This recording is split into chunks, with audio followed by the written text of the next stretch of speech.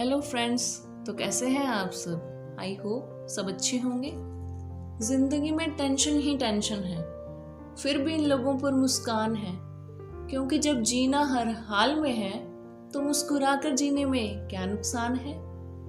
वैसे ना ये सवाल मेरा आपसे था कि क्या नुकसान है अगर आप दिल खोल के स्माइल कर दिया करो पूरे दिन में। लेकिन नहीं जी, हमें तो छोटी छोटी बातों पर मूड ऑफ करना होता है।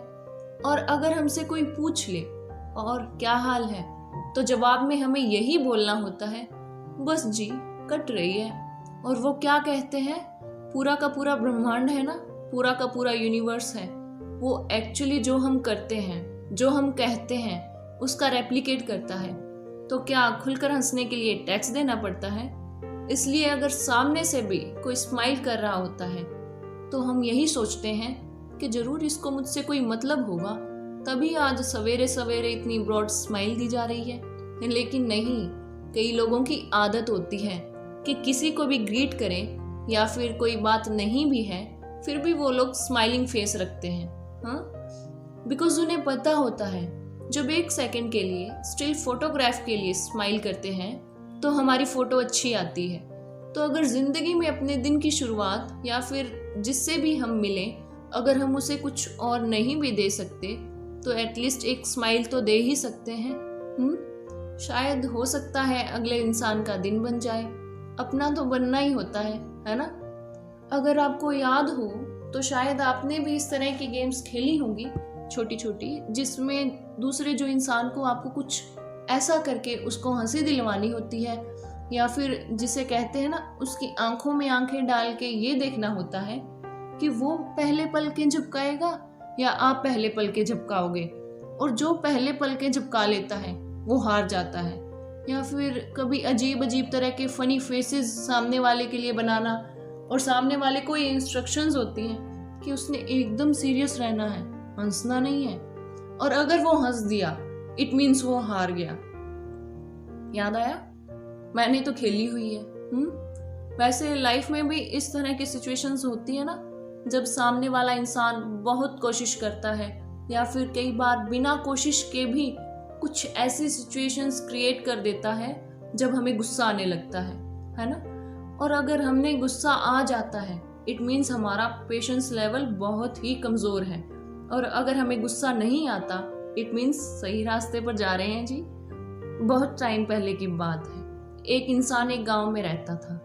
लोग कहते थे उसे गुस्सा बिल्कुल नहीं आता था। इस दुनिया में होते हैं ना कुछ एक ऐसे लोग जिन्हें सिर्फ फिजूल की बातें ही सूझती हैं। ऐसे ही व्यक्तियों में से किसी एक ने ये सोचा कि उस गुस्सा न आने वाले इंसान को गुस्सा दिलाया जाए, और वो इस काम में लग गया। उसने कई लोगों की एक टोली बना ली और उस इंसान के नौकर से कहा कि देखो भाई, अगर तुम अपने मालिक को गुस्सा दिला दोगे तो हम तुम्हें एक बहुत अच्छा सा गिफ्ट देंगे। नौकर तैयार हो गया। वो जानता था कि उसके मालिक को खराब बेड बिल्कुल भी अच्छा नहीं लगता, मतलब जिस बेड पर सिलवटें हों उसे बिल्कुल भी पसंद नहीं था। इसलिए उसने एक रात बेड को ठीक से नहीं लगाया। सुबह होने पर उस नौकर को उसके मालिक ने सिर्फ इतना कहा, कल बेड ठीक नहीं था। नौकर ने बहाना बना दिया और कहा, माफ़ करिएगा, वो ना मैं भूल गया था। इस तरह दूसरे, तीसरे और चौथे दिन भी उसने बेड को ठीक से नहीं बिछाया। तब मालिक ने नौकर से कहा, लगता है कि तुम बेड ठीक करने के काम से ऊब गए हो और चाहते हो कि मेरी वो नेचर भी छूट जाए जिसमें मुझे जरा सी भी सिलवट पसंद नहीं होती। पर चलो कोई बात नहीं, अब मुझे सिकुड़े हुए बेड पर ही सोने की आदत पड़ती जा रही है। और इस तरह उस नौकर ने ही नहीं बल्कि उन चालाक इंसानों की टोली ने भी उस इंसान को गुस्सा दिलाने में अपनी हार मान ली। मानते हैं ना ये किस्सा सुनने के बाद कि अगर आप कोई चीज़ ठान लें, अगर आप ये सोच लें कि मुझे गुस्सा नहीं करना, तो आपको कभी गुस्सा आ ही नहीं सकता। इट इज़ जस्ट कि हम अपना रिमोट कंट्रोल है ना जो दूसरों के हाथ में दे देते हैं। दूसरा सिचुएशन के अकॉर्डिंग हमें नचाता रहता है और हम नाचते रहते हैं। तभी तो हम कभी भी ये नहीं मानते कि गुस्सा अगर हमें आ जाता है तो ये हमारी मिस्टेक होती है।